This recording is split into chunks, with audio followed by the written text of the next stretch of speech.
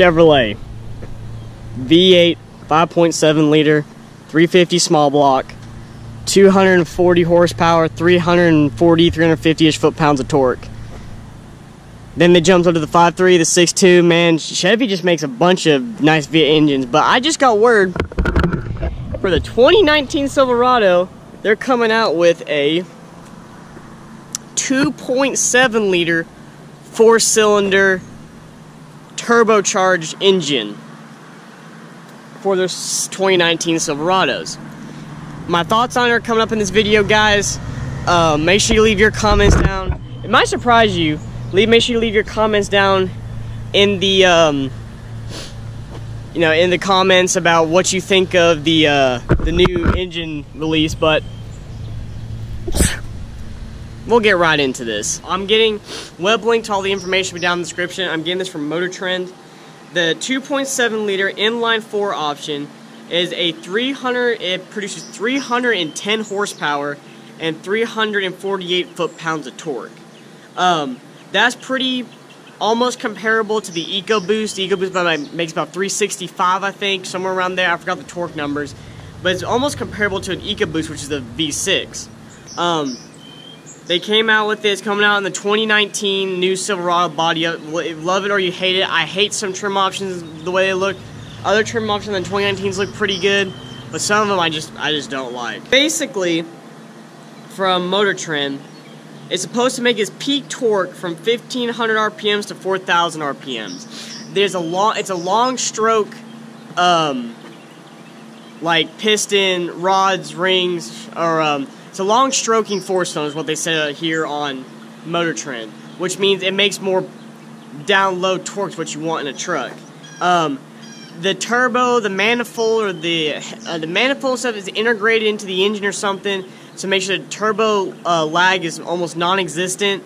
And the engine, GM says, was designed from the ground up. It's a brand new engine from the ground up to be a truck engine. They didn't take like a 4-cylinder from their car line or from an SUV line or whatever and then convert it to a truck engine. This is a specifically made 4-cylinder option. It's supposed to replace the 4.3 liter V6 they had previous year, just a naturally aspirated one. Supposed to replace that in 2019. Here's my thoughts on the engine. It's a great idea because of the fact that it's competing with the EcoBoost and you have a different option now. Would I recommend getting it for a specific tow rig? No. I would still rather get the 5.3 liter of the 5.3 liter Ecotech, whatever they call them, or the 6.2 liter. The only issue I see is, yeah, they're trying to prevent turbo lag, but whenever you have a turbo, you're gonna have lag. Unless you're like a rally car that has that flame shooting thing that keeps the turbo spooled up. We're not gonna get into that. Whenever you have a turbo, they're gonna have some turbo lag. I want to know when I punch on the gas that immediately I have power right then and there. Not a second or two later, I want it right then and right there. Now, that being said though, if you're just buying the truck to commute to work, come home from work, drive your kids to soccer practice, maybe haul the occasional 10-foot 2x4s from Home Depot home, and maybe tow like a very light trailer, I can see why people want that option because of the fact that it's going to be a gas saver. It's got cylinder deactivation in a 4-cylinder. Like, I don't know how that's going to be irrelevant, especially around here in East Tennessee where everywhere is hills and valleys and all that kind of stuff. We have to get back on the throttle. But, you know, I don't know. But it's a really cool option that they're putting in the truck because you got that, you got the straight 6 Duramax diesel they're putting, the mini diesel they're putting in the 1500s, and then of course the 5.3 and the 6.2. This is going to be mated up to I think it said an 8-speed automatic transmission. It's going to be mated up to an 8-speed automatic transmission, whereas the 5.3 is going to be an 8-speed combo 2, and the 6.2 will be made to the 10-speed. And so is the diesel engine option made to a 10-speed. So you're going to be able to have those really tall highway gears to really drop the RPMs low, and it's going to get great fuel economy. My biggest thing is, like I tell everyone, when new technology comes out, like when Ford came out with the EcoBoost, when diesels come out with a new engine option, or any company that comes with a new engine option, wait 1 to 2 years before you buy it to buy it, because usually they'll get all the bugs worked out of it.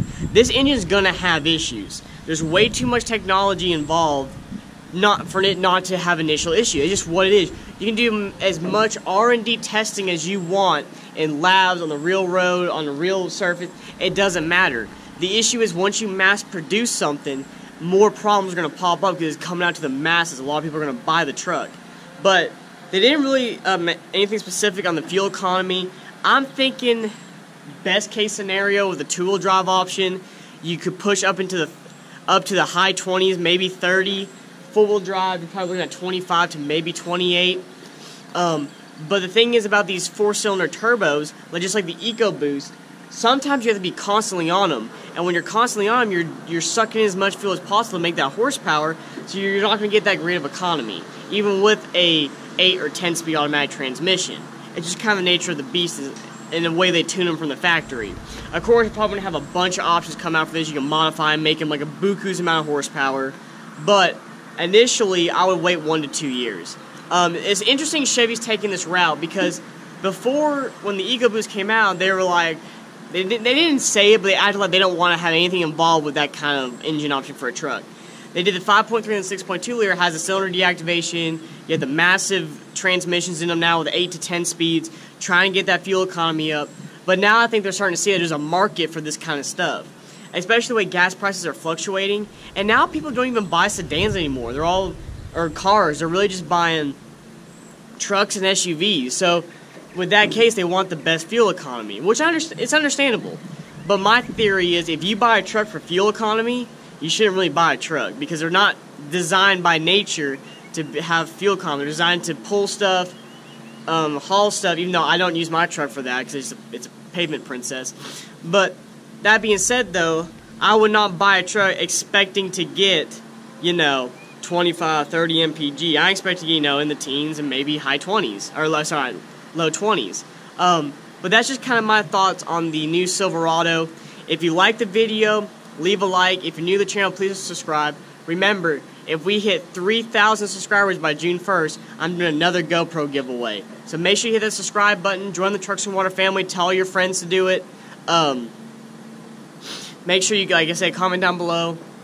All of you have a great day, and remember, never give up on your dreams.